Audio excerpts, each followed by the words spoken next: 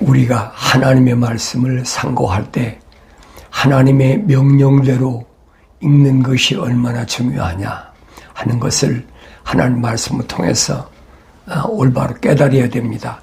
하나님께서는 분명히 시대를 초월해서 하나님 거룩한 사랑의 호흡으로 조성된 사람, 자녀들에게 하나님 말씀을 어떻게 읽어야 하나님의 음성을 들을 수가 있고 올바로 볼 수 있다고 말씀하셨느냐.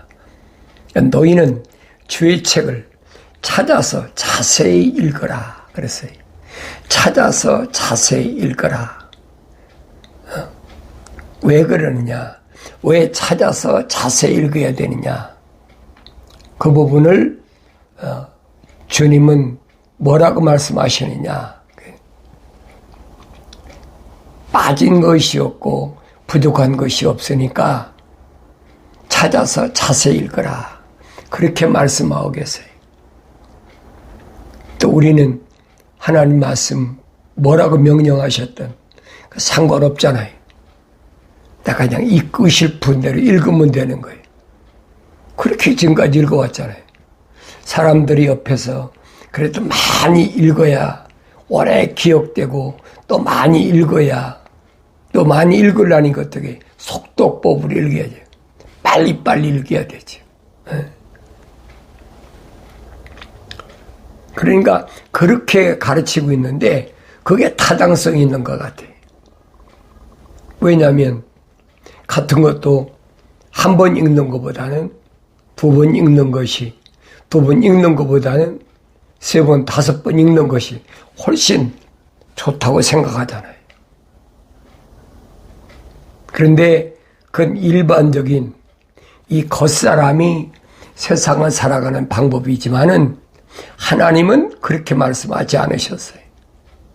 정반대예요.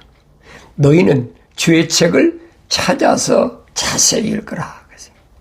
찾아서 자세히 읽으라.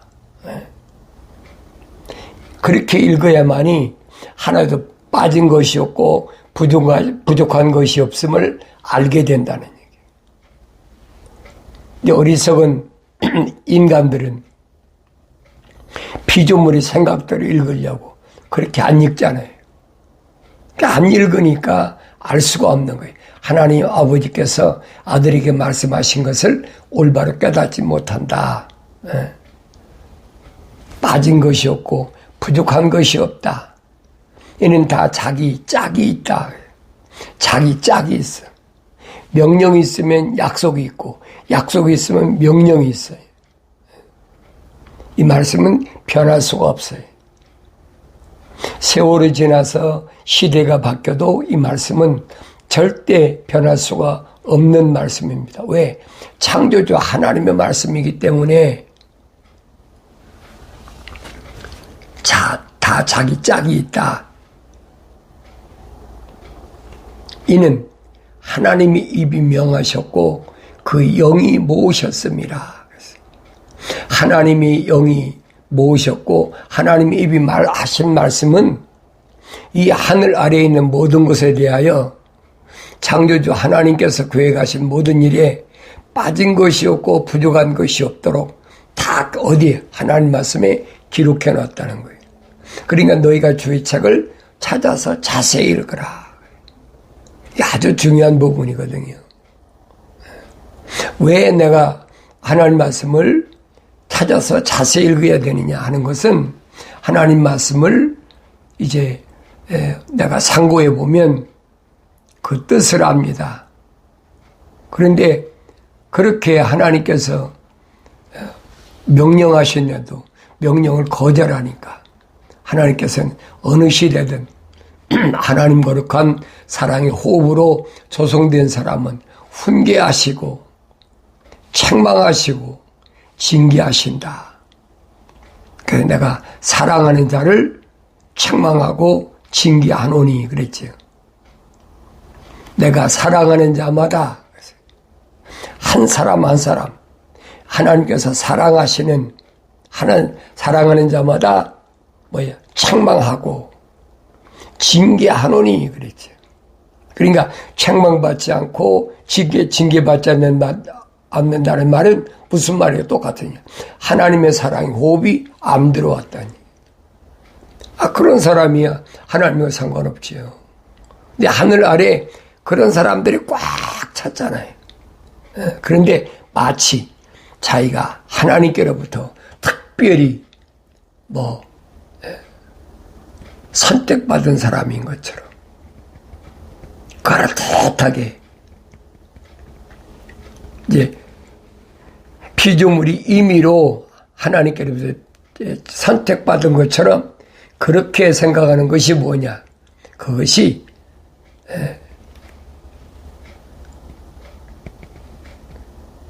그 초대교회 사도들 일곱 집사 가운데 그 안디옥 사람 있잖아요. 이방인인데도 내가 원하면 되는 것처럼 그렇게 가르치는 것이 뭐냐? 성경은 안 돼 있거든요. 그렇게 안 돼 있어요. 천하만민이 복을 받는다고 그랬지 자기가 마음대로 임의대로 선정해서 하나님의 아들이 되길 원한다고 그러면 되는 것으로 그건 성경이 거짓말이죠.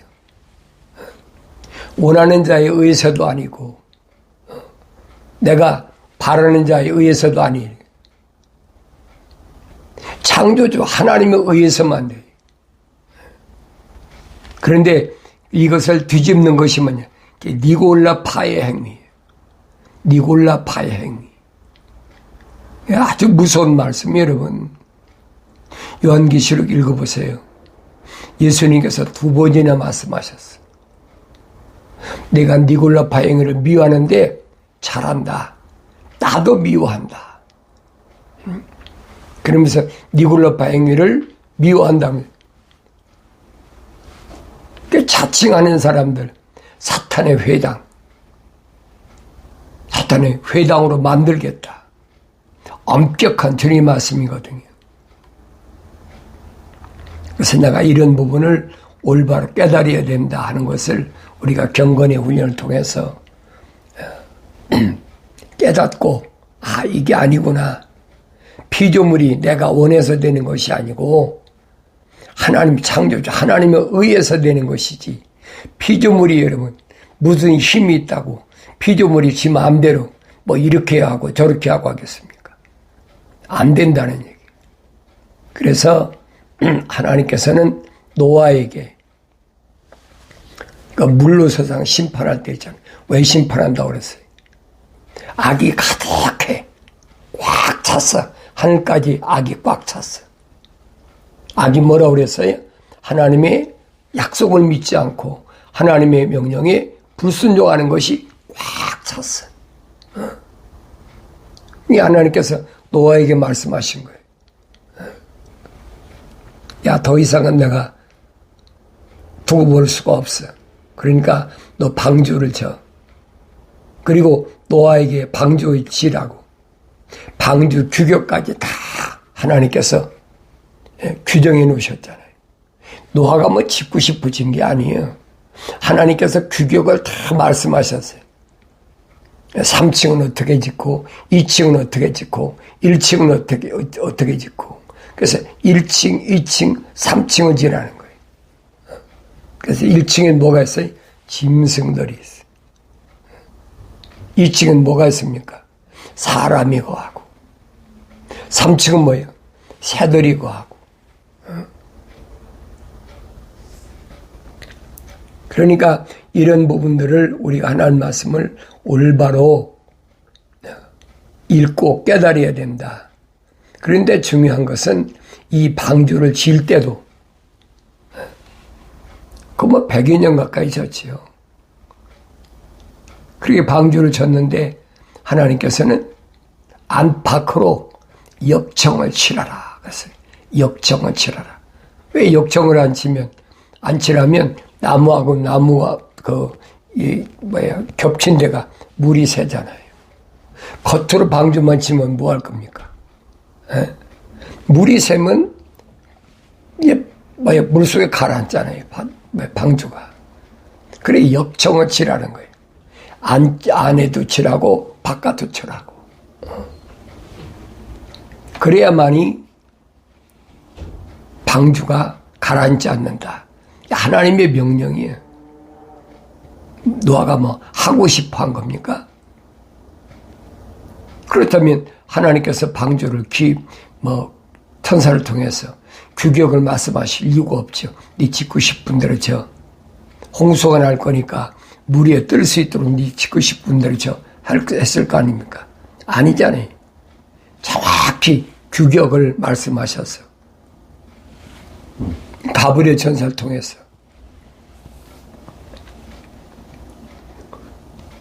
그래서 주님은 이 부분을 뭐라고 그러냐?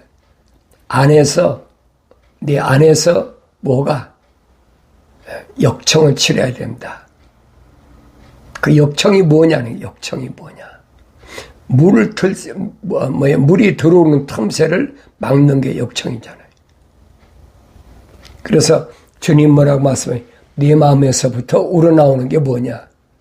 악한 생각, 살인, 간음, 음란, 도둑질, 거짓 증거, 모독. 이 7가지를 네 마음에서, 네 안에서 제거하라는 거예요. 그래야 물이 새지 않으니까. 주님이 왜 말씀하셨는지 잘 아셔야 되죠. 그럼 바깥에서는 어떻게 역청이 칠해지느냐? 사도 바울을 통해서 계시하신 걸 보면 그랬어요. 하나님의 전신갑옷을 입어라. 전신갑옷. 전쟁을 하려면 갑옷을 입어야 되는데 인간이 진 갑옷 가지고는 안 되니까 하나님의 전신갑옷으로 무장하라. 전신갑옷이 뭐냐? 여러분, 육신을 가리킨 것이 아니에요. 육신 안에 있는 하나님의 거룩한 사랑의 호흡으로 조성된 사람. 그 사람에게는 구원의 툭을 쓰고 가슴에는 믿음의 의의 흉배를 붙이고 그렇죠. 그래야 사탄 마귀가 불화살을 쏴도 뚫지 못하지.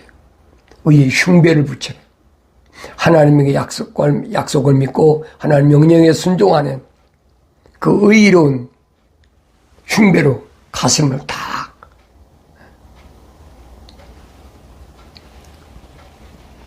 허리에는 진리 허리띠를 띠라. 진리, 거짓이 없는 참으로 허리띠를 띠라. 네 발에는 화평의 복음의 신발을 신으라. 그렇죠? 화평의 복음의 신발. 뭐예요? 하나님께서 모세에게 천사를 통해 지시하시잖아요. 모세야, 네 발에서 신을 벗으라. 그 신 갖고 안 돼. 여긴 거룩한 곳이니까 네 발에 신을 벗으라. 거기다가 화평의 복음의 신발 신으라는 거예요. 그 화평의 복음의 신발이 뭡니까? 예수 십자가 보혈로 제사함받아서 하나님과 너와의 관계, 원수된 관계가 화목하게 화평하게 돼야 된다. 그 화평의 신발을 신으라는 거예요. 그래야 내가 거룩한 자들의 리더로서 하나님의 사역을 감당할 수 있다. 그리고 한 손에는 믿음의 방패, 악한 날에 사탄 마귀가 루시퍼가 불화살을 쏴도 믿음의 방패로 넉넉히 커버할 수 있어야 돼. 막아낼 수 있어야 되지. 이게 믿음의 방패예요. 이게 믿음이 없이는 하나님이 기쁘시게 할 수 없다고 그랬잖아요. 그걸 뭘 믿느냐는 거예요. 내가 믿는 것은 오직 한 가지. 하나님의 약속을 믿는 거예요. 절대 변하지 않는 하나님의 약속. 그 약속은 바뀔 수가 없어요. 바뀌나 보세요. 성경이. 안 바뀌는 겁니다. 창조주 하나님이 입이 명하신 것을 어떻게 바뀌겠어요? 누가 바꾸겠어요? 하나님은 일구연하시는 분이 아니에요. 한번 하나님 입에서 딱 나오면 명령이 떨어지면 그게 법이에요. 하나님 입에서 한번 맹세하면 약속하시면 그건 변할 수가 없는 거예요. 그러니까 이런 말씀들을 내가 하나님의 말씀을 읽으면서 올바로 깨달아야 돼요. 자, 방주를 짓고 하나님께서 노아에게 방주에 들여놓을 짐승들을 설명하시잖아요. 어떤 짐승을 넣으라고 그래요? 아래층에 무슨 짐승을 넣어요?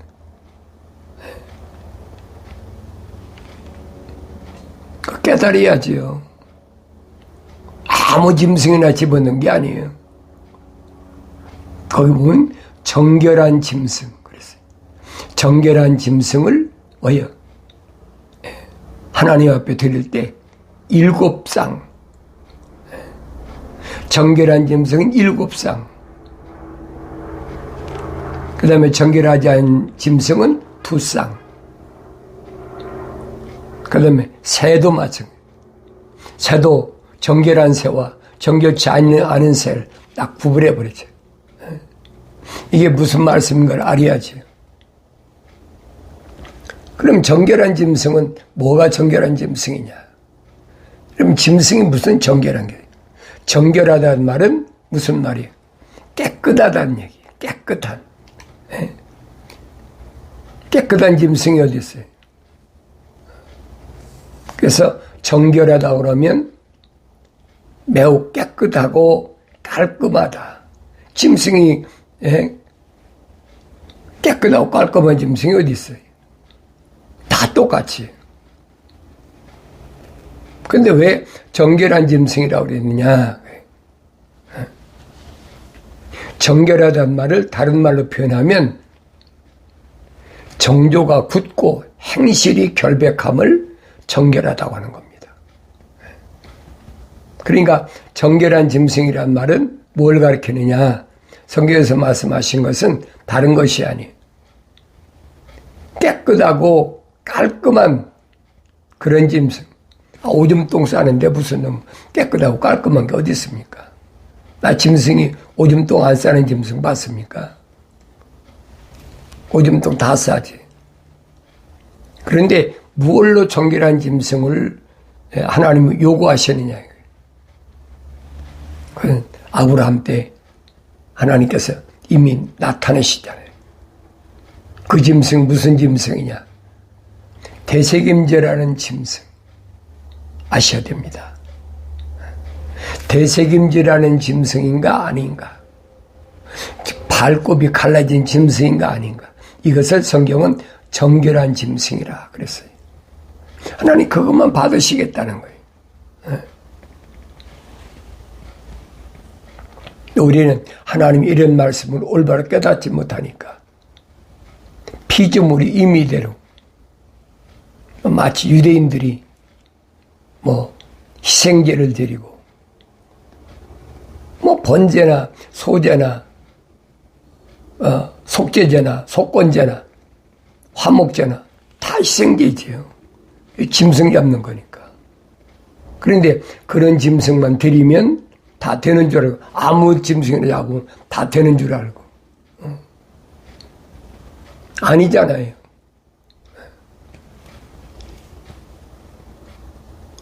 주님도 뭐라고 말씀하십니까? 하나님 앞에 드릴 때 뭘 드려야 되느냐? 가이사의 것은 가이사에게, 하나님 것은 하나님께 구별해 드리라는 겁니다. 이런 말씀들을 자세히 상고하지 않으면 보이지도 않고 들지도 않아요. 사도 바울은 로마서에서 뭐라고 그럽니까? 내가 세상에 있는 동안에 세상에서 먹고 입고 자고 세상에 있어야 되니까 세상에서 관세를 낼 적엔 관세를 내고 국세를 낼 적엔 국세를 내고 세금 당연히 내라는 거예요. 탈세하지 말고. 근데 우리는 세상에서 교묘하게 거짓말해가지고 탈세하면 그게 아주 굉장한, 나 세금 안 물었어, 나는 뭐 했어. 하늘 아래서는 그렇잖아요. 세금을 탈취하고 세금을 거짓말로 둔갑시켜서 면제받으면 그게 지혜로운 사람인 줄 알고 그게 똑똑한 사람인 줄 알고. 성경은 정반대예요. 그래서 성경을 자세히 읽어보라는 얘기예요. 세금 탈취하고 도둑질하고 안 내는 것이 무슨 큰 자랑이나 되는 것처럼. 오늘날 그렇잖아요. 일반 사람들은 세금 다 내요. 그 종교 생활한다는 사람들이 그따위 짓거리 하잖아요. 그러니까 그런 사람들은 뭐예요? 기독교가 아니라는 얘기예요. 성경은 반드시 사도 바울을 통해서 관세를 할 때는 관세, 국세를 할 때는 국세 반드시 내라는 거예요. 또 주님도 뭐라 그럽니까? 가이사 것은 가이사께 드리고 하나님 건 하나님께 드리라. 구별하라는 구별하라. 그러니까 이렇게 하는 것이 거룩한 삶이다. 정결한 노아가 노아의 방주에서 나와가지고 그래 5개월 동안 물이 다 잠겼잖아요.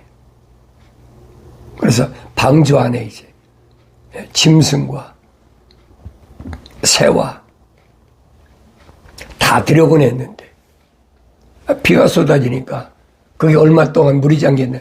5개월 동안 잠겼어. 5개월 동안.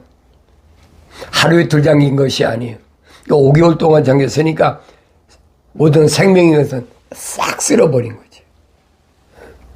물고기 빼놓고 물이 안 잠겨서 죽지 않는 게 뭐 있습니까? 방주에 들어간 것만 안 죽었지. 5개월, 이게 뭘 말하는지를 요한계시록 읽어보면 자세히 알 수가 있다. 그래서 이 심판이 끝나고 나니까 노아가 주께 제단을 쌓았다 그랬어요. 하나님께 제단을 쌓았다. 그런데 모든 정결한 짐승과 모든 정결한 새 가운데서 취하여 제단에 번제를 드리더라 그랬어요. 정결한 짐승이 아니면 받질 않아요. 방주 안에 일반 짐승도 두 쌍씩 들여왔잖아요. 근데 정결한 짐승만 하나님께 제물을 드렸어요. 새도 정결한 새만 제물을 드렸어요. 이게 무슨 말인가 여러분 아세요? 무슨 짐승, 정결한 짐승이 있고 새가 무슨 정결한 새가 있어요.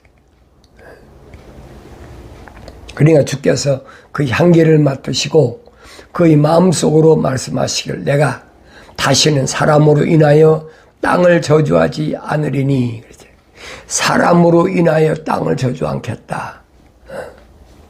첫사람 아담이 하나님 동산에서 쫓겨났잖아요. 쫓겨나가지고 세상에 내려올 때 하나님께서 뭐라고 말씀하십니까? 땅은 너로 인하여 저주를 받는다 그래요. 땅은 너로 인해 저주를 받아가지고 가시와 엉겅퀴를 낸다. 분명히 말씀하셨잖아요. 그러니까 하나님께서 다시는 내가 물로 인해서 세상을 심판하지 않는데 왜? 사람으로 인하여 그랬어요. 사람으로 인하여. 사람이 잘못된 것은 사람의 징계를 받고 이제는 사람을 통해서 만물을 하나님 심판하지 않으시겠다는 거예요. 약속이잖아요. 그래서 만물이 누가 오길 기다려? 하나님의 아들들이 오길 기다린다라고 사도 바울이 로마서에서 분명히 전하고 있잖아요. 피조물들이 고대하는 건 뭐냐? 하나님의 아들들이 와서 다스려주길 원한다. 창세기 1장에서 하나님께서 교회에 가신 그 교회에 가심을 피조물들이 간절히 고대한다는 거예요. 우리 형상과 모습들대로 사람을 창조해서 우리가 창조한 모든 것을 다스리게 하자. 다스리게 하자. 하나님 거룩한 계획이잖아요. 그리고 그들로 인해서 다시 채우게 한다. 다시 빈자리. 하나님의 동산에 빈자리가 언제 생겼습니까? 하나님의 동산에 루시퍼가 창세기 1장 1절과 2절 사이에 에스겔서 28장과 이사야 14장이 삽입돼야 돼요. 그래야 하나님 동산에서 무슨 일이 있었는지를 그걸 알게 돼요. 그러니까 이런 부분을 하나님 말씀을 통해서 내가 자세히 상고하지 않으면 알 수가 없어요.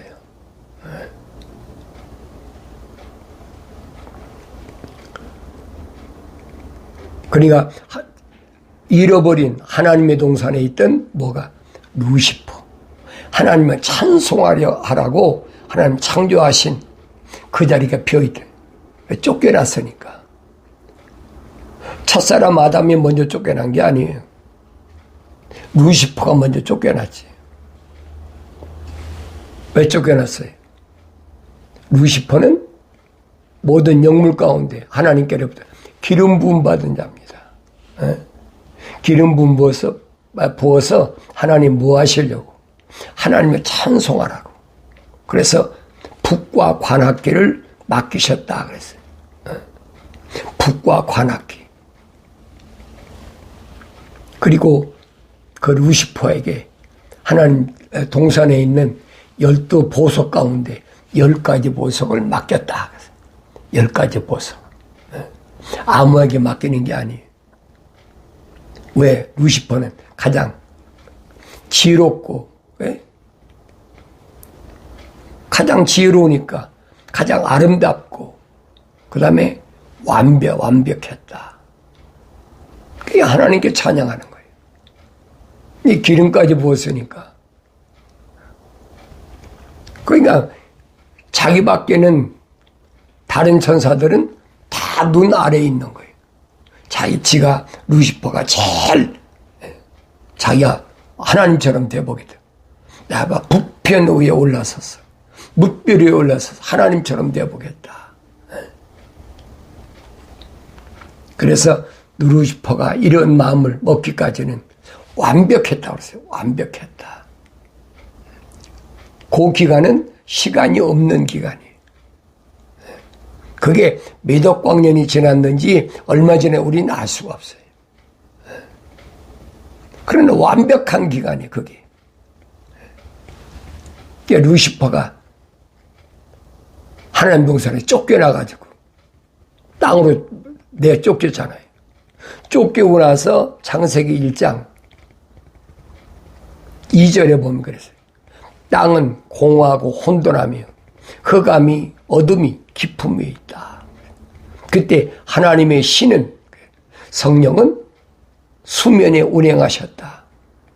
수면 물의 천사와 함께 있었다는 얘기예요. 그리고 하나님은 그 어두운 가운데 뭘 창조하신? 빛을 창조하신. 빛이 있으라. 이게 첫째 날이에요. 그래서 성경에서는 첫 번째 메시아를 언제든지 첫 아들, 첫 번째, 항상 첫 번째로 꼽잖아요. 전부 어둠인데 빛이 있으라는 하나님의 말씀, 명령에 의해서 참빛이 시작됐다는 거예요.